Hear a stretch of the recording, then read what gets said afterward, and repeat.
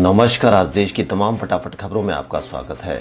राष्ट्रीय फिल्म पुरस्कार समारोह के 67वें संस्करण की घोषणा कर दी गई है। शहर में सोमवार को घोषित किए गए राष्ट्रीय फिल्म पुरस्कारों के तहत हिंदी फिल्म भोसले के लिए मनोज वाजपेयी और तमिल फिल्म असुरन में धनुष को संयुक्त रूप से सर्वश्रेष्ठ अभिनेता घोषित किया गया।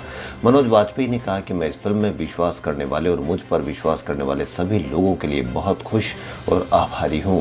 मैं अपने निर्देशक देवाशीष मखीजा और अपने सह अभिनेताओं संतोष और इशिप्ता, मेरे निर्माता संदीप कपूर, पीयूष सिंह, सौरभ और इन सभी लोगों का शुक्रगुजार हूं।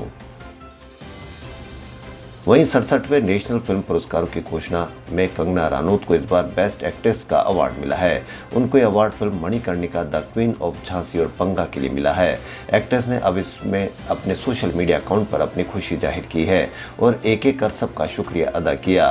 कंगना रनौत ने अवार्ड मिलने के बाद अपने ट्विटर हैंडल और इंस्टाग्राम पर एक वीडियो शेयर किया है। इस वीडियो में उन्होंने अपने फैंस, फ्रेंड्स, फैमिली, फिल्म की टीम और अवार्ड जूरी का शुक्रिया अदा किया है। गगनयान मिशन के तहत अंतरिक्ष में जाने के लिए चुने गए भारत के सभी 4 अंतरिक्ष यात्रियों ने रूस में 1 साल की ट्रेनिंग पूरी कर ली है। भारतीय अंतरिक्ष यात्रियों की ट्रेनिंग के लिए भारतीय अंतरिक्ष अनुसंधान संगठन और रूसी लॉन्च सेवा प्रदाता के बीच जून 2019 में कॉन्टैक्ट किया गया था। ट्रेनिंग लेने वालों में भारतीय वायुसेना के एक ग्रुप कैप्टन और 3 विंग कमांडर शामिल हैं। लॉकडाउन के दौरान कारखाने बंद हो चुके थे, दुकान बाजार भी बंद हो गए थे। ऊपर से कोरोना संक्रमण की दहशत। ऐसे विषम हालात में छोटे छोटे बच्चों को कंधे पर बैठाए बूढ़े माँ बाप का सहारा देकर पैदल या साइकिलों पर लेकर अपने घरों की तरफ लौटती भीड़ का पीड़ा संवेदनाओं को झकझोरने वाली थी। सम्मान के साथ रोजी रोटी कमाने और बेहतर भविष्य का सपना संजोकर रोजगार की तलाश में अपने घरों से सैकड़ों मील दूर गए लोग अभाव, बेबसी और मायूसी में लौट रहे थे। घरों पर गए तो कोई काम नहीं मिला और कर्जदार होते गए। परिवार में विवाद बढ़ गए, अलगाव तक हो गए। पेट का सवाल था, इसलिए 6-7 माह घरों पर रहने के बाद वे फिर काम की तलाश में घरों से शहर की तरफ निकल पड़े। साल भर बाद भी लाखों प्रवासी श्रमिकों की जिंदगी पटरी पर नहीं लौट पाई है। कोरोना वायरस संक्रमण के कारण 1 साल पहले देशव्यापी लॉकडाउन ने जीवन पूरी तरह से अस्त व्यस्त कर दिया था। बस ट्रेन के जरिए पहिए अचानक थम गए, जो जहां था वहीं फंस गया। उद्योग धंधे ठप से हो गए। प्रवासी मजदूरों के सामने जीने का संकट पैदा हो गया। प्रवासी मजदूर हजारों किलोमीटर दूर अपने घरों की ओर पैदल ही कूच करने लगे थे। ऐसे नज़ारे दिखे जो इससे पहले कभी नहीं देखे गए थे। लेकिन इससे भी बड़ी बात यह रही कि इसने समाज पर व्यापक प्रभाव डाला। करोड़ों नौकरियां गई, धंधे ठप हो गए, स्कूल बंद होने से सीखने पढ़ने का एहसास जाता रहा। सामाजिक आर्थिक असमानता में भारी इजाफा हुआ। 25 मई तक देश में औसत बेरोजगारी दर 24.5% रही। शहरों में 26.3 तो गाँव में 23.7 लोग बेरोजगार हो गए। महिलाओं को बेरोजगारी का दंश ज्यादा झेलना पड़ा। Centre for monitoring Indian economy के एमडी और सीईओ महेश व्यास ने बताया कि लॉकडाउन में बेरोजगारी दर 24% के आसपास रही। अप्रैल जून तिमाही में जीडीपी भी रसातल में पहुंच गई। वित्त मंत्री निर्मला सीतारमण ने सोमवार को national bank for financing infrastructure and development विधेयक 2021 लोकसभा में पेश किया। इसके जरिए बुनियादी ढांचे वाली परियोजनाओं को वित्त पोषित करने के लिए एक सरकारी स्वामित्व वाली डीएफआई की स्थापना हो सकेगी। केंद्रीय मंत्रिमंडल ने पिछले हफ्ते डीएफआई स्थापित करने को मंजूरी दी थी। बजट में इसका प्रस्ताव भी दिया गया था। इससे निवेशकों से धन जुटाने में सक्षम होने के लिए कर लाभ होंगे। National bank for financial infrastructure and development की स्थापना 20,000 करोड़ रुपए के कोष के साथ की जाएगी और सरकार 5,000 करोड़ रुपए का प्रारंभिक अनुदान देगी। सरकार को उम्मीद है कि अगले कुछ वर्षों में डीएफआई इस फंड को बढ़ाकर 3 लाख करोड़ रुपए तक ले जाएगा। कोरोना वायरस के मामले बढ़ने पर उत्तर प्रदेश सरकार ने स्कूल 31 मार्च तक बंद करने का फैसला किया है। 8वीं तक के स्कूलों में 24 मार्च से 31 मार्च तक बंद कर दिया गया है। इसके अलावा उन सभी शैक्षणिक संस्थानों को भी इस दौरान बंद करने का निर्णय लिया गया है जहां एग्जाम नहीं चल रहे हैं। यह फैसला देर रात प्रदेश के मुख्यमंत्री योगी आदित्यनाथ द्वारा कोरोना की स्थिति के जायजे के लिए बुलाई गई बैठक के बाद लिया गया। केंद्रीय स्वास्थ्य मंत्रालय की ओर से सोमवार को कहा गया कि महाराष्ट्र, पंजाब, कर्नाटक, गुजरात और मध्य प्रदेश में कोविड-19 के मामले बढ़ रहे हैं और संक्रमण के नए मामलों में इन राज्यों की भागीदारी 80.5% है। भारत में कोरोना वायरस संक्रमण के 46,951 नए मामले सामने आए, जो इस साल के एक दिन में सर्वाधिक संख्या है। मंत्रालय ने बताया कि महाराष्ट्र में 30,535 नए मामले सामने आए, जो एक दिन में सामने आने वाले मामलों की सबसे ज्यादा संख्या है। साल 2020 के लिए गांधी शांति पुरस्कार बंगबंधु दिवंगत शेख मुजीबुर रहमान को प्रदान किया जाएगा। संस्कृति मंत्रालय ने सोमवार को ये जानकारी दी।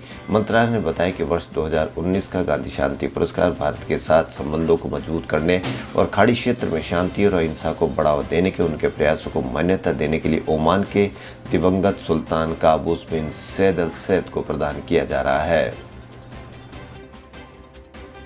सुप्रीम कोर्ट ने एक महत्वपूर्ण फैसले में बताया कि शराब पीने से हुई मौत पर बीमित व्यक्ति के इंश्योरेंस पर क्लेम नहीं दिया जा सकता। सुप्रीम कोर्ट ने उस व्यक्ति की कानूनी उत्तराधिकारी के बीमा दावे को खारिज कर दिया जिसकी मौत अत्यधिक शराब पीने से दम घुटने के कारण हुई थी। शीर्ष अदालत ने इस मामले में राष्ट्रीय उपभोक्ता विवाद निवारण आयोग के फैसले को बरकरार रखा है। अदालत ने कहा कि मामले में बीमा कंपनी का दायित्व पूरी तरह या अप्रत्यक्ष तौर पर किसी दुर्घटना से पहुंची चोट के मामले में मुआवजा देने का है। कोर्ट ने राष्ट्रीय उपभोक्ता विवाद निवारण आयोग के आदेश को बरकरार रखा। आयोग ने कहा था कि मृत्यु किसी दुर्घटना की वजह से नहीं हुई और बीमा नीति के तहत ऐसे मामलों में मुआवजा देने का कोई संवैधानिक दायित्व नहीं है। केंद्र सरकार ने कोविशील्ड वैक्सीन को लेकर अब नई गाइडलाइन जारी की है। इसके मुताबिक कोविशील्ड वैक्सीन के 2 डोज के बीच का समय पहले से 2 हफ्ते ज्यादा रहेगा। अब तक कोविशील्ड के दोनों डोज के बीच 4 से 6 हफ्ते यानी 28 से 42 दिन का अंतर रखा जाता था। नए निर्देश के मुताबिक अभी अंतर 6 से 8 हफ्ते यानी 42 से 56 दिन का होगा। नया नियम सिर्फ कोविशील्ड वैक्सीन पर लागू होगा। देसी वैक्सीन यानी भारत बायोटेक के कोवैक्सीन पर नया नियम नहीं लागू होगा। कोवैक्सीन के 2 डोज 4 हफ्ते के अंतर से ही लगाए जा सकेंगे। 29 मार्च को रंगों का त्योहार होली इस बार कोरोना की वजह से वापस बेरंग रह सकता है। संक्रमण फैलने की रफ्तार कम न होने से मध्य प्रदेश और गुजरात सरकार ने त्योहार के लिए गाइडलाइन जारी की है। इसके तहत भीड़ में होली खेलने पर रोक रहेगी। मध्य प्रदेश सरकार ने हर रविवार को लॉकडाउन लगाने का फैसला लिया है। होली का दहन रविवार को होने की वजह से वैसे भी लॉकडाउन लगा रहेगा। चंडीगढ़ में भी होली पर सार्वजनिक समारोह नहीं किए जा सकेंगे। प्रशासन के मुताबिक क्लब, होटल, रेस्टोरेंट की होली के लिए किसी भी तरह के प्रोग्राम करने की अनुमति नहीं होगी। लोकसभा में सोमवार को राष्ट्रीय राजधानी क्षेत्र दिल्ली सरकार विधेयक पास हो गया। केंद्रीय गृह राज्य मंत्री जी किशन रेड्डी ने इसे पेश किया था।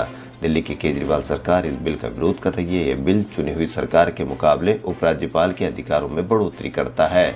इस बिल में प्रावधान है कि दिल्ली सरकार को किसी भी फैसले से पहले एलजी की राय लेना अनिवार्य है। आम आदमी पार्टी के विरोध की यही वजह है। कांग्रेस और आम आदमी पार्टी ने लोकसभा में बिल को असंवैधानिक बताकर इसका विरोध किया। प्रधानमंत्री नरेंद्र मोदी सोमवार को वर्ल्ड वाटर डे पर जल शक्ति अभियान की शुरुआत की। इस अभियान को कैच द रन नाम दिया गया है। पीएम मोदी ने वीडियो कॉन्फ्रेंसिंग के जरिए इसकी शुरुआत की। उन्होंने कहा कि मनरेगा का पैसा और कहीं नहीं जाना चाहिए, इसकी एक एक पाई पानी बचाने के काम आनी चाहिए। कंगना रनौत स्टारर थलावी का ट्रेलर आज रिलीज होगा। फिल्म तमिलनाडु की पूर्व सीएम दिवंगत जयललिता की बायोपिक है, जिसे AL विजय ने निर्देशित किया है। 23 अप्रैल को 3 भाषाओं हिंदी, तमिल और तेलुगु में रिलीज होने जा रही इस फिल्म में जयललिता के बचपन से लेकर एक्ट्रेस बनने और फिर राजनीति में आकर तमिलनाडु के मुख्यमंत्री बनने तक की कहानी दिखाई जाएगी। खबरों फिलहाल इतना ही। यदि आपको हमारा चैनल पसंद आए तो लाइक, सब्सक्राइब और शेयर अवश्य करें। नमस्कार।